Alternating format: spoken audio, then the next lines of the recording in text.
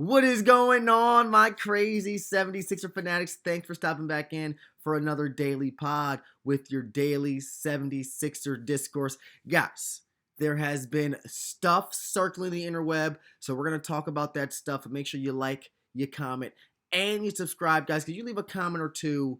We read more than a few, guys. We read all of your comments, so make sure you like, comment, and subscribe. But let's get straight to it, guys. Have you seen the Mount Rushmore list of the 2000s? Every squad in the NBA, all 30 teams in the association, have four of the most iconic players to wear their uniform from 2000 up until today. The Philadelphia 76ers have a four-headed Mount Rushmore that many fans, eh, they're not sure if it's accurate or if it can get better. But we're going to talk about the four players on the Sixers 2000s and plus Mount Rushmore. The number one, and I'm not sure if it's in order either, but number one was Allen Iverson. Mount Rushmore this year, next year, 2000s, all-time Sixer great Allen Iverson. He deserves to be there. Big fella. Joel Embiid is also number two, I guess, if it's in order on that Mount Rushmore list. Now, here's where it gets tricky, TLC. Andre Iguodala is on that Mount Rushmore list for the 2000s and plus. And I'm not saying Andre Iguodala doesn't deserve to be on that list. But the next one we got to question, the next one we got to think about, Thaddeus Young is the fourth and the final big head on the Sixers 2000 Mount Rushmore list. Now, for those of you who question why the list looks like that, the Sixers Mount Rushmore list isn't the greatest players to put on a Sixer uniform.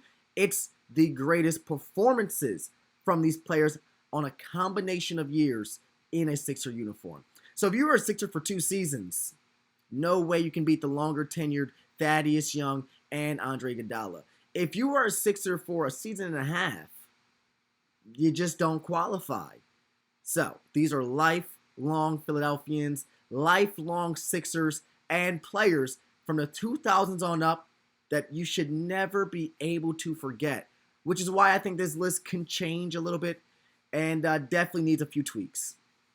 Because, guys, let's be honest. The Sixers team had their most success under the tenure of a Joel Embiid and Allen Iverson. Hey, respect to Iguodala, Evan Turner, Elton Brand, Thaddeus Young, the boys, the fellas. Shout out to them. But realistically, guys, the most unforgettable, the most impactful, and the most successful Sixer teams were in those 2016, 17, 18, 19, 20 years. Those were the years I say the Sixer team was the most dynamic. And unfortunately, the players that made that squad dynamic are no longer with this team, and their tenures just weren't long enough to be unforgettable. I understand that.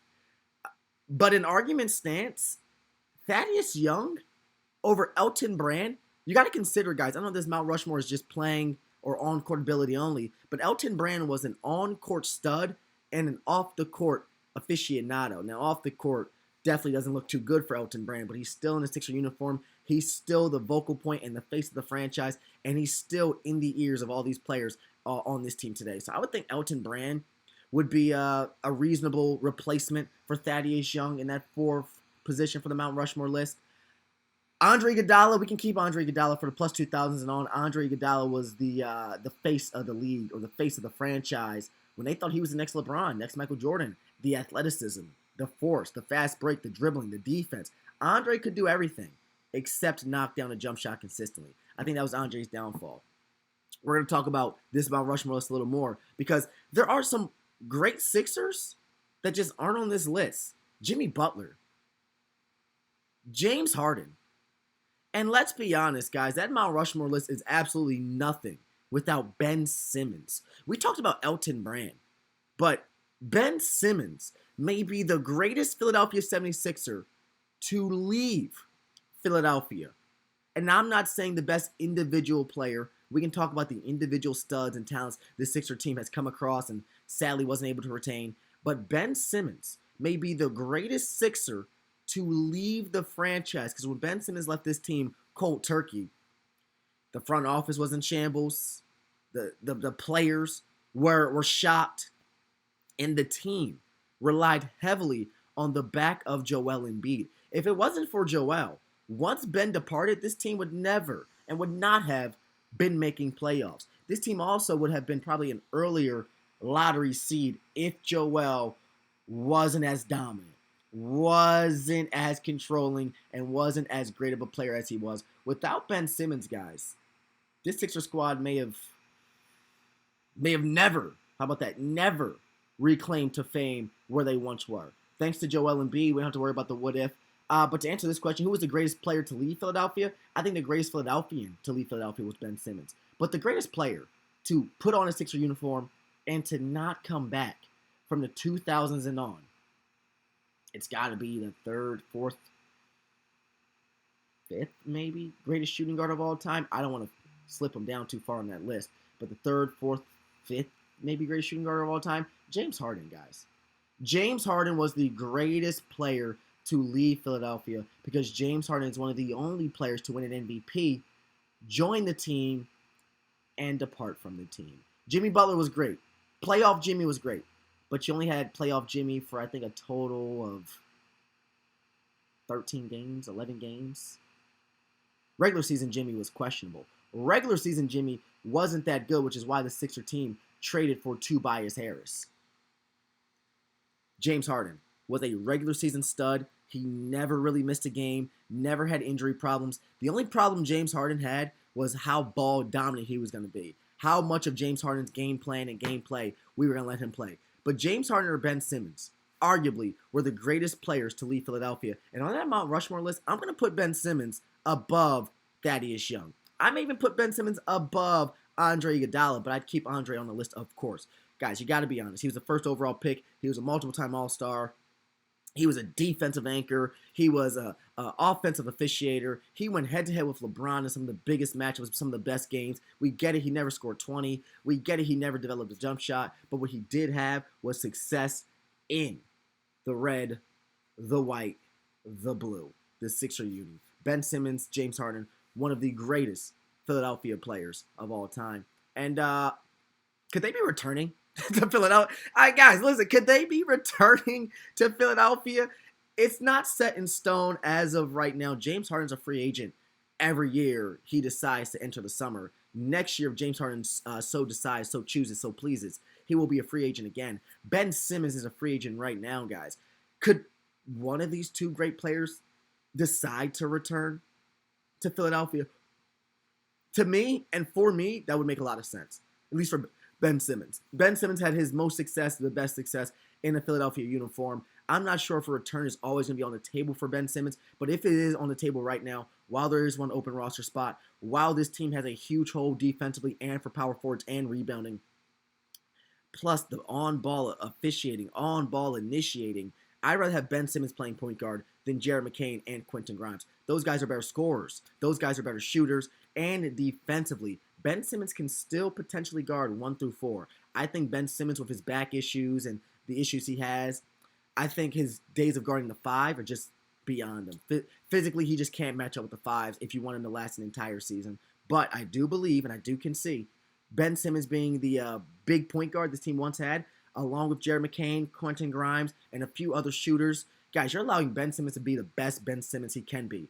An on-ball dominant creator with floor spacing. The reason it didn't work out with the Clippers because James Harden was still ball dominant. James Harden was still creating. James Harden was still dribbling the ball 20 times before passing it. That's Ben Simmons' game. I mean, you can't have two ball dominant players, one who's a heavy scorer and one who's not a scorer, on the court at the same time and expected to mesh, expected to gel. If Ben did decide to return, he would be the only and one of the only on-ball dominant players this team has, because every other player is probably looking to score. Every other player is looking to impact the game by putting points on the board. Ben would not have to do that on this team if he is playing with Jared, with Grimes, with the Maxey, with Paul George, with Joel. He could probably just revert back to his initial and original role of just being the point guard, being Ben Simmons. I could see a return, guys. I could potentially see a return.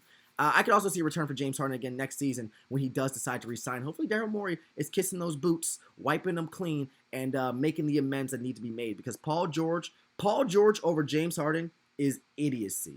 Paul George over James Harden is flat out wrong. And Paul George over James Harden should never happen again. Hopefully James returns, Paul hits the curb, and James is back in that Sixer uniform. I would love to see it, guys. I would love to see it. And something I do love to see, that's every time you guys decide to, did you leave a comment? Guys, like, comment, and subscribe. If you leave a comment or two, I promise you we'll read more than a few. We read all of your comments. Guys, I just want to shout out C. David. He's serious. This C. David guy means business. He is, in all caps, said the Sixers should sign OMP, and I'm going to say OMG, David, again? Oliver Max Prosper for that last final roster spot. When you have guys like Ben Simmons out there, you got guys like Thomas Bryant out there, you have real impactful players still on the market, and you're going to take a swing at a young up-and-comer who couldn't find his way on the court, even in Dallas. With all the injury issues Dallas had, you still couldn't find your way on the court. I'm not necessarily loving that one. David, listen, another David said both Oliver Maxman Prosper and Anthony Simon would be great additions to the team, would be great fits for this team. But I don't know if this guy, David, meant to say Simon or Simmons. If you're on and you're with me on this one, David, for Ben Simmons, I agree with you. David also agrees that Jared McCain should and could be Sixth Man of the Year. Guys, these are the people who are commenting. We got David, C. David, and we got David Vasquez. Guys, make sure you like, make sure you comment, make sure you subscribe, because we're reading all of your comments and we are commenting on them. This is a channel for the people, brought to you by the people, and we got you, people, with your daily 76ers discourse. Make sure you comment, make sure you like, and make sure you subscribe.